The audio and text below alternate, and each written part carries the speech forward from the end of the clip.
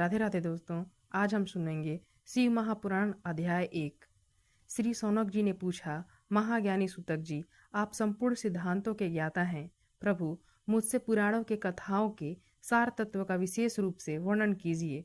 ज्ञान और वैराग्य सहित भक्ति से प्राप्त होने वाले विवेक की वृद्धि कैसे होती है तथा साधु पुरुष किस प्रकार अपने काम, क्रोध आदि मानसिक विकारों का निवारण करते हैं।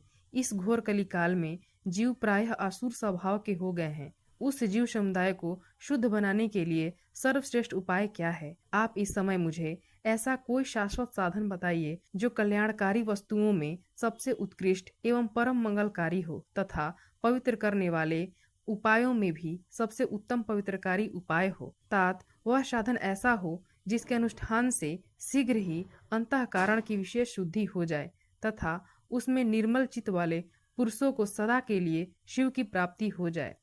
श्री सूत जी ने कहा, मुनि श्रेष्ठ सौनक, तुम धन्य हो क्योंकि तुम्हारे हृदय में पुराण का कथा सुनने का विशेष प्रेम एवं लालसा है। इसलिए मैं शुद्ध बुद्धि से विचार कर तुमसे परम उत्तम शास्त्र का वर्णन करता हूँ।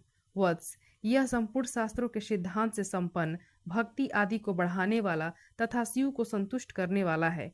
कानों के लिए रसायन अमृत स्वरूप तथा दिव्य है। तुम उसे श्रवण करो। मुने, वह परम उत्तम शास्त्र है शिव पुराण, जिसका पूर्व काल में भगवान शिव ने ही प्रवचन किया था। यह काल रूपी सर्प से प्राप्त होने वाले महान त्रास का विनाश करने वाला उत्तम साधन है। गुरुदेव व्यास ने संत कुमार मुनि का उपदेश पाकर बड़े आदर से इस पुराण का संक्षेप में ही इस पुराण का प्रतिपादन किया है। इस पुराण के प्रणय का उद्देश्य है कलयुग में उत्पन्न होने वाले मनुष्यों के परम हित का साधन। यह शिव महापुराण बहुत ही उत्तम शास्त्र है। इसे इस भूतल पर शिव का वांगम स्वरूप समझना चाहिए और सब प्रकार से इसका सेवन करना चाहिए। इसका पाठन और श्रवण सर्वसाधारण रूप है। इससे शिव भक्ति पाकर श्रेष्ठतम स्थितियों में पहुंचा जा सकता है। इसे शिव भक्ति पाकर श्रेष्ठतम स्थितियों में पहुंचा हुआ मनुष्य शीघ्र ही शिव पद को प्राप्त कर लेता है। इसलिए संपूर्ण यत्न करके मनुष्यों ने इस पुराण को पढ़ने की इच्छा की है अथवा इसके अध्ययन को अभिष्ट साधन माना है। इसी तरह इसका प्रेम पूर्वक श्रवण भी संपूर्ण मनोवांछित फलों को देने वाला है। भगवान शिव के इस पुराण को सुनने से मनुष्य सब पापों से मुक्त हो जाता है तथा इस जीवन में बड़े बड़े उत्कृष्ट भोगों का उपभोग करके अंत में शिव लोक को प्राप्त होता है। यह शिव पुराण नामक ग्रंथ 24,000 श्लोकों से युक्त है। इसकी 7 संहिताएं हैं। मनुष्य को चाहिए कि वो भक्ति, ज्ञान और वैराग्य से संपन्न हो बड़े आदर से इसका श्रवण करे। 7 संहिताओं से युक्त यह दिव्य शिव पुराण परम ब्रह्मा परमात्मा के समान विराजमान है और सबसे उत्कृष्ट गति प्रदान करने वाला है।